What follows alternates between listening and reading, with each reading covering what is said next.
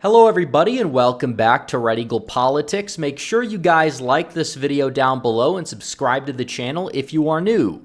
Well, another election night is in the books. 2023, an off-year election, and the results were as expected by and large to a lot of people. However, they were nonetheless a bit disappointing, and you have a lot of people once again blaming Donald Trump for everything. And we're going to get to all of this and more, and we're going to get to all the results, and we're going to start off with the good, and then we're going to get to the bad. So the good is Mississippi. Tate Reeves, he's not popular. He is hated, but still he won re-election. Incumbent governor, once again, winning re-election. Recurring theme that we've seen quite some time. He has defeated Brandon Presley by around 5 percentage points in the state of Mississippi, avoiding a runoff. That is overall good news. On top of that, New York, there were a lot of these elections where Republicans once again overperformed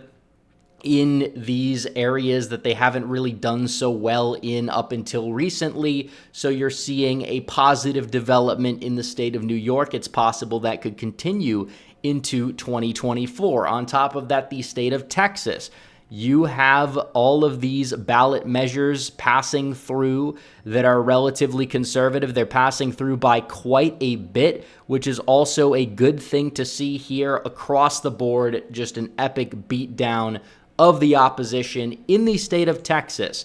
And outside of a Pennsylvania district attorney race in a very, very blue county in Pittsburgh going Republican, everything else that happened was extremely underwhelming. And we could start off by talking about the state of Kentucky, because I predicted Andy Beshear would win. And he did. He is an incumbent governor. He is basically a figurehead. He is somebody that is relatively popular. I don't think he should be as popular as he is, but that's basically the way that these things go. Daniel Cameron was his opposition, and he did not really run I guess you would say, the most inspirational campaign. He was just kind of there, and turnout was down from 2019, and we did see that a lot of people just were not that enthusiastic to turn out and vote for Daniel Cameron, mainly because, like I said, his campaign is whatever, and Andy Beshear is that popular Democrat incumbent.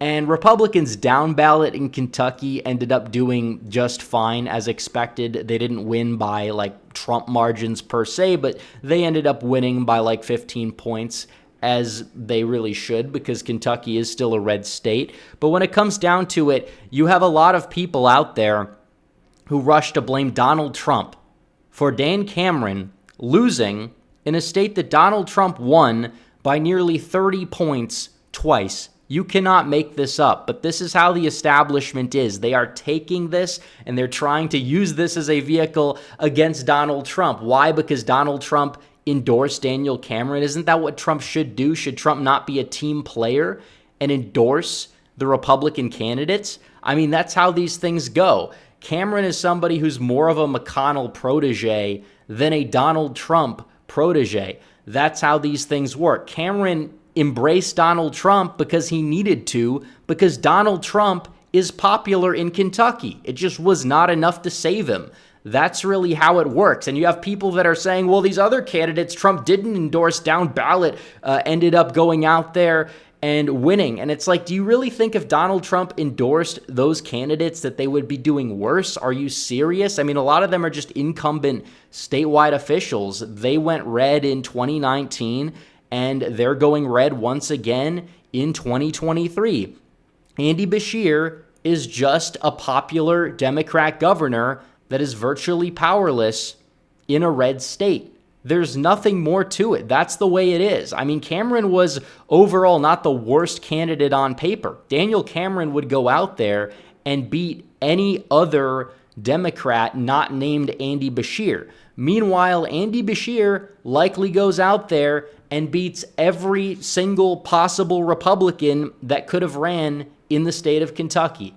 That's just the way these things work. There's no need to overcomplicate things. You can blame a lot of different factors for Cameron's loss. I think you have to blame Cameron. You also have to look at funding as another one, but I think it mainly is just because Beshear is that popular. And if you're to blame anybody for this, blame the RGA, blame the Republican Governors Association. Wait, who is their head?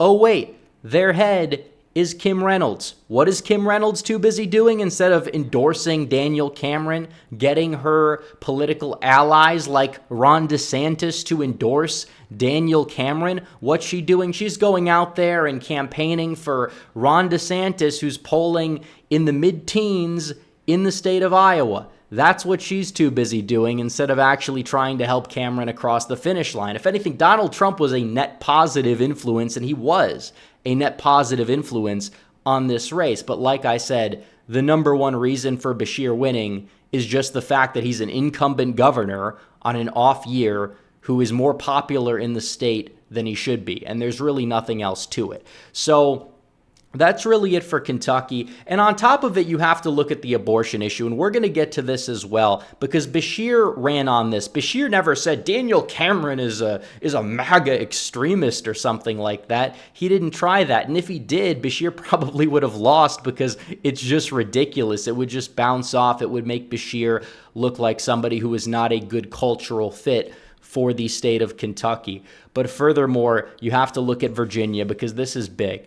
And Republicans there came within one seat of retaking the state Senate. They also came within, one or two seats of holding the state House, but they fell short. I thought they would hold the House. I thought the Senate would be 2020, but nonetheless, they ended up falling short.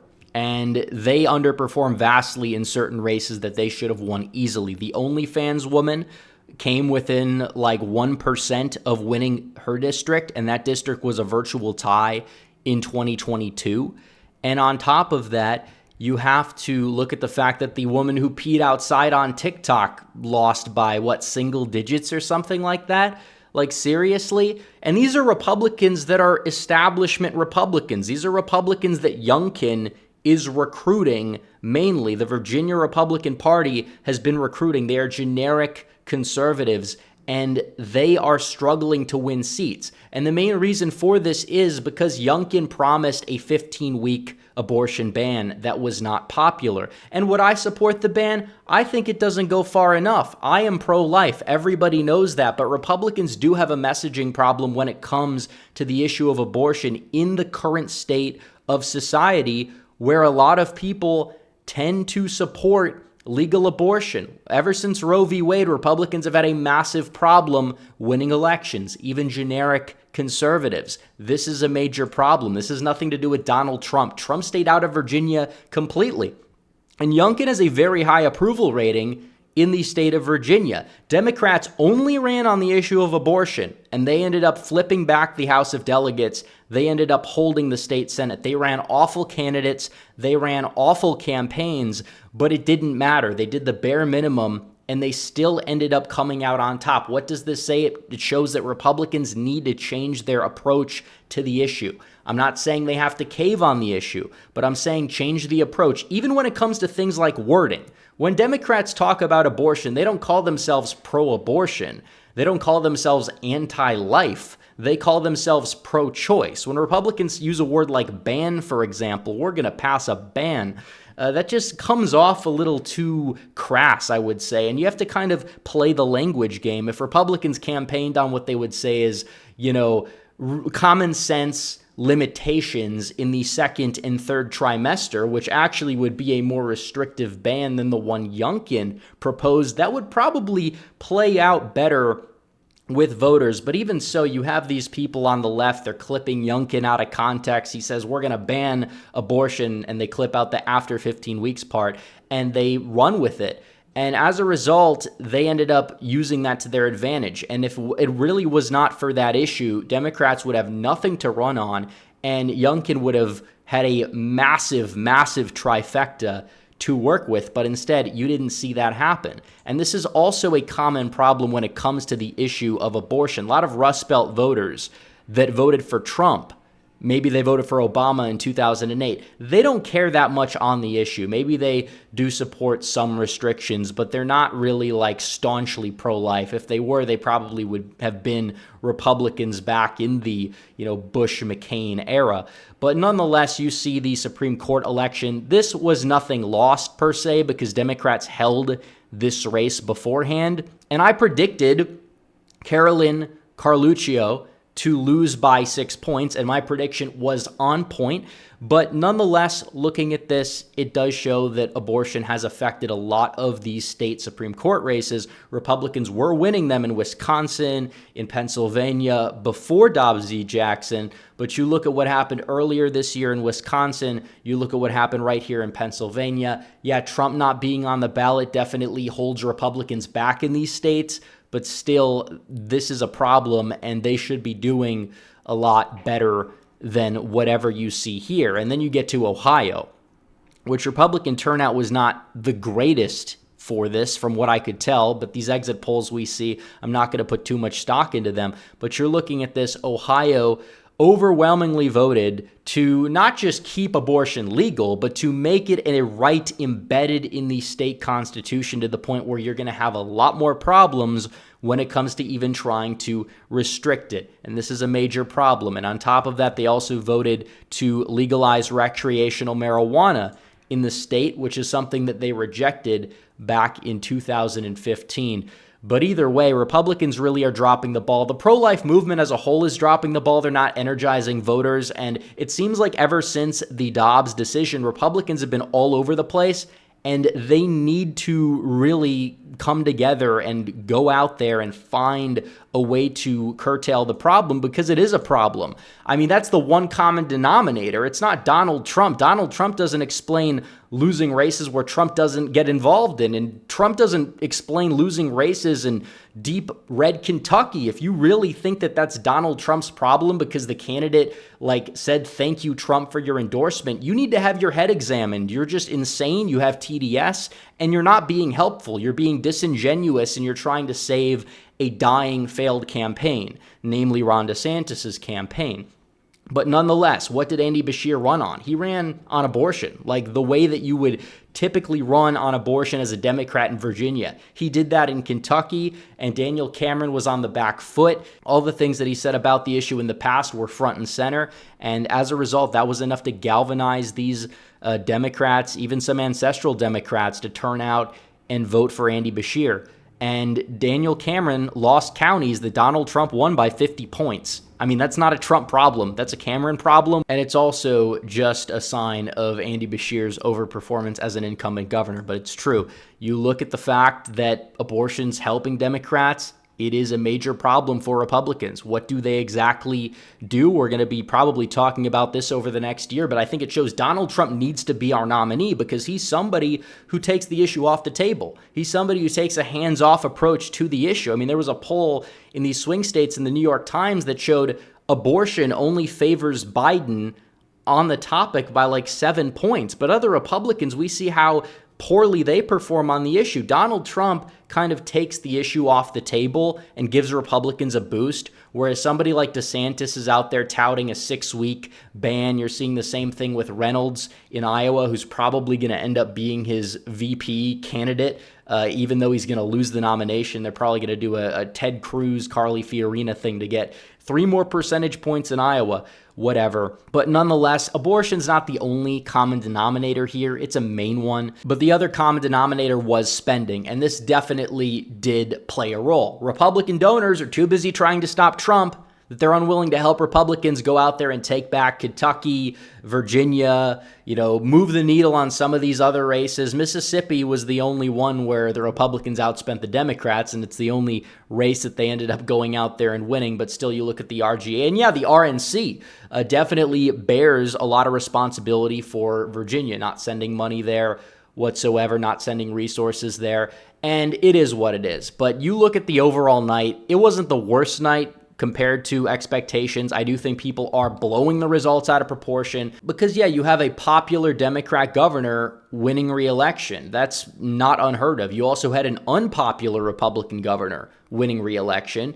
You had a Biden plus 10 state legislature barely flip blue, after Republicans promised they would set a relatively unpopular in the state abortion ban into effect if they got the chamber. On top of that, a Supreme Court seat stayed Democrat in Pennsylvania, and these referendums went the way as anticipated in Ohio. But still, even though I predicted 90% of that to come true, plus it didn't stop people from jumping in the comment section of my last video at the 11th hour and attacking my predictions. So I think before the video's over, let's explain how my predictions were accurate, because they were. I said D+6 for Pennsylvania Supreme Court race. It was D+6. New Jersey State Legislature went blue. Durr sadly lost. I was right once again. Ohio's issues both passed by less than August's no margin. Once again, I was correct. I was wrong about the State House margin. It was 51-49 Dem, but getting 2 seats wrong out of 100 that were decided by like a couple thousand votes total is not a bad prediction whatsoever. We were off by 1 Senate seat in Virginia, which was off by just a couple thousand votes. We got the margin down pretty close to accurate for Mississippi. And even though Beshear was slightly underestimated by me, there was a lot we didn't know about that race, and I still predicted Beshear to win, and he did. So overall, I had great predictions. Anybody who comes into the comment section trying to say that I didn't is just moronic. You can critique my 2022 predictions all you want, but we nailed 2023 here, and hopefully we will go out there and nail 2024. So anyways, guys, thanks for watching this video. Like this video down below, comment down below, subscribe to the channel, hit the bell for notifications so you never miss another video. Follow me on social media. The links are all in the description down below. As always, guys, thanks for watching. Red Eagle, out.